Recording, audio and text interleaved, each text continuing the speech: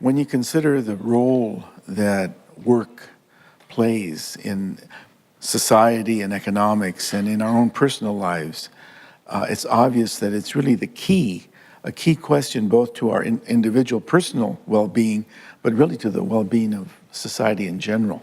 And there's a certain social shame, because when you meet someone, what's the first thing you say? Yeah. What do you do? Exactly. And somebody who isn't doing in the sense that the questioner expects them to be doing is immediately put in this place where they have to either make some kind of excuse or they have to allow themselves to feel the judgment of the person, even if the individual asking doesn't feel it, but it's sort of society flows through them. Yeah, you're projecting, to, right. to why aren't you doing?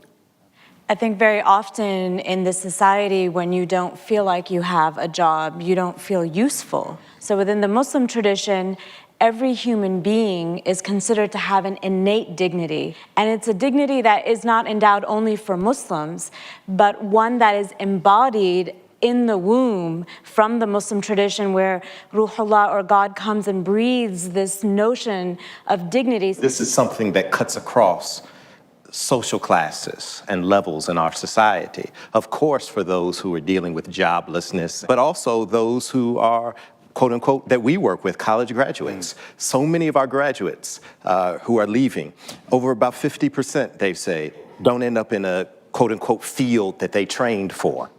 And what they always ask this question, what does that say about me, right? Going back to, who am I? What do I do? And it's this kind of sense of inherent worth and dignity. We have categorized labor in the way that we have, right? So for example, menial jobs, right? Well, there's really no such thing as a menial job. Exactly. There's menial pay, right? And I think that we have to be clear about all labor, all jobs have dignity, because all human beings have dignity. Absolutely.